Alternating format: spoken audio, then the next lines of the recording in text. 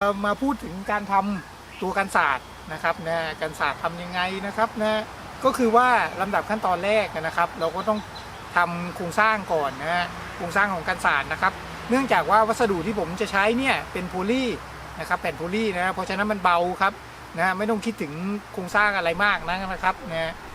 คำนวณเหล็กอะไรเหล็กก็ใช้แค่บางๆเบาๆได้นะครับนะในที่นี้เนี่ยผมใช้เหล็ก3x1.5นะครับตัวบางสุดครับก็เริ่มต้นด้วยการเตรียมเหล็กนะครับนะทำฉากนะครับนะผมจะตัดเป็นฉากนะครับตัดเป็นมุมสามเหลี่ยมนะครับเพื่อที่จะทำให้เป็นฉากนะโดยที่พับด้านเดียวนะครับนี่ครับเราก็บากเป็นสามเหลี่ยมนะนี่นะครับบากระวัดระยะนะครับ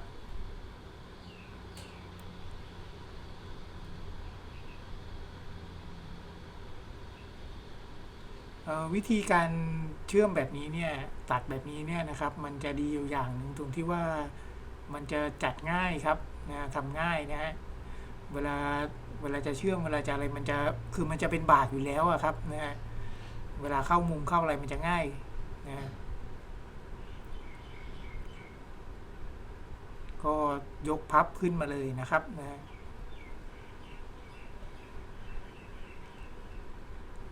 ตรงนี้เนี่ยครับใช้เหล็กกาวาไนท์นะฮะเป็นเหล็กกล่องนะครับ3x1.5นะบางครับตัวนี้รู้สึกจะบาง 1.5มั้งครับนะถ้าใครเชื่อมไม่ชำนาญนะครับนะแนะนำให้ใช้ตัวหนาก่อนนะครับใช้ตัวหนาๆมันจะเชื่อมง่ายนิดนึงนะถ้าตัวบางนะครับเคล็ดลับอยู่ที่รอยตัดนะครับถ้าตัดได้เสมอหรือแนบกันดีนะครับนะเวลามาต่อกันแล้วมันแนบกันดีนะมันก็จะเชื่อมแล้วไม่ทะลุนะครับนะหรือถ้ามีช่องว่างนะครับโอกาสที่จะมีทะลุมันก็สูงเราแก้ด้วยการเอาลวดนะครับลวดเชื่อมแก๊สนะครับมาเติมนะครับก็คือวางลงไปเลยครับแล้วก็เชื่อมเติมลงไปเลยนะตัวนี้ก็จะช่วยงานได้พอสมควรเลยละครับ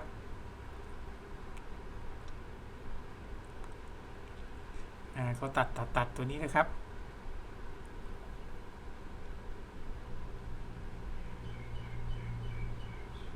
นะครับตัดแล้วเอาส่วนที่เป็นสามเหลี่ยมนี้ออกนะครับจากนั้นตกแต่งหน่อยนะครับบางทีรอยตัดเรามันไม่เรียบไม่สวยนะครับนะเวลาเชื่อมก็จะลำบากนิดนึงนะก็แต่งมาหน่อยนะครับนะเนี่ยครับพับเลยนะครับนะพับเนี้ยต้องข้อควรระวังอีกอย่างก็คือว่ามันจะบิดนะครับนะต้องจับดีๆเลยนะครับจัดดีๆนะเสร็จแล้วเอาฉากนะครับฉากเหล็กนะมาทาบอีกทีหนึ่งเพื่อความชัวร์นะครับถ้ารอยห่างมากก็เติมครับนะถ้ารอยชิดมากก็โอเคครับบากออกไปนิดหน่อยนะครับถ้ามันไม่ได้มุมตามที่เราต้องการนะครับนั่นนะครับลวดเชื่อมนะครับเติมนะฮะ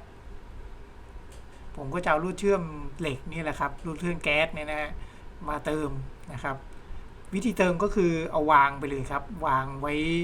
หน้าจุดเชื่อมนะครับแล้วก็เชื่อมเข้าไปเลยครับมันก็จะเผาทั้งตัวลวดเชื่อมนั้นแล้วก็ตัวลวดเชื่อมไฟฟ้าด้วยนะครับ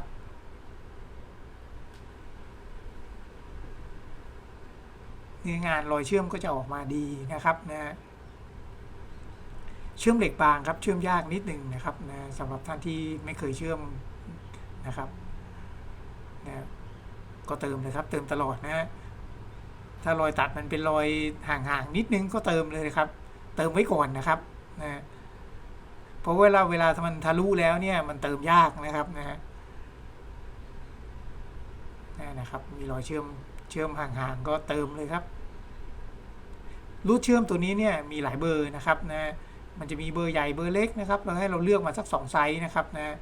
ซื้อตัวเล็กๆมาอันนึงนะครับนะแล้วก็ซื้อตัวขนาดเครื่องมาอีกสักอันนึงอะไรเงี้ยนะอย่างละมัดนะครับ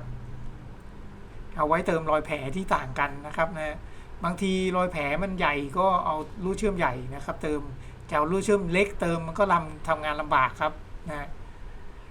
แล้วบางแผลก็รอยเล็กเราจะเอารูดเชื่อมใหญ่เติมก็ไม่ได้นะครับนะ พอเชื่อมโครงรอบนอกเสร็จแล้วเนี่ยทีนี้มาทำล้างกลางครับนะก็ตัดนะครับตัวนี้ใช้เหล็ก3/4นะครับ3/4 นิ้วนะ3/4บางตัวนี้จะมีแค่1.5ครับที่นี่นะฮะก็เหมือนเดิมครับถ้ารอยเชื่อมมันห่างมากนะครับก็เติมนะฮะอันดับแรกนี่ขั้นแรกเนี่ยต้องแต้มให้มันติดก่อนนะครับแล้วค่อยมาไล่เติมมันทีหลังนะ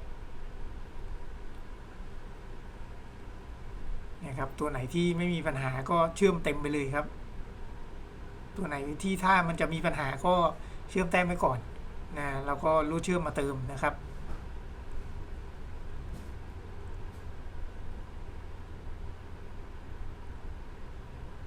นะทุกครั้งที่ทำงานเชื่อมนะครับนะเน้นย้ำเลยครับใส่ถุงมือด้วยนะครับนะใส่เครื่องป้องกันให้เต็มนะครับไม่งั้นสะเก็ดไฟมันกระเด็นใส่นะครับตัวนี้นะครับนะเนื่องจากว่าวัสดุมุงเนี่ยมันเป็นตัวโพลีนะครับแผ่นโพลีนะฮะก็เลยไม่ต้องเอาอะไรแข็งแรงมากนะครับแค่มันล้างโครงมันอยู่ก็โอเคพอแล้วครับนะแค่นั้นแหละเราก็วัดขนาดตามความห่างของแผ่นโพลีนะครับจากนั้นก็ขัดเก็บงานสักนิดนึงนะครับขัดเก็บงานแล้วก็ทาสีนะครับนะสีตัวนี้ใช้ตัวเบเยอร์นะครับกระทิงนะฮะเป็นขาวด้านนะครับ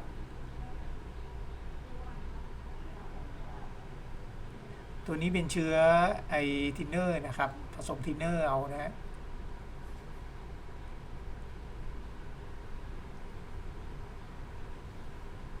นี่นะครับเนื้อสีค่อนข้างดีเลยครับ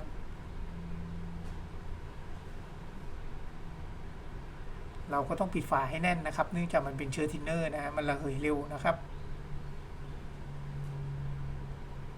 ชั้นแรกนะครับทาไปเลยครับไม่ต้องสนใจนะทาให้เต็มไว้ก่อนนะครับทาสัก3 ครั้งนะครับเนื้อจะเนียนนะทาชั้นแรกนี่ดูไม่ได้หรอกครับครับหลังจากเชื่อมเสร็จแล้วนะครับแล้วก็ทาสีทาอะไรเสร็จเรียบร้อยแล้วนะครับนะทีนี้ว่าผมให้ช่างนะครับช่วยติดตั้งให้ด้วยนะครับนะเนื่องจากว่าคนเขาเยอะนะครับช่วยกันหลายๆคนแป๊บเดียวนะครับนะก็ติดตั้งมาได้เป็นประมาณนี้เลยครับขอบคุณครับสำหรับการรับชมคลิปนี้นะครับนะถ้าไงฝากซับสไคร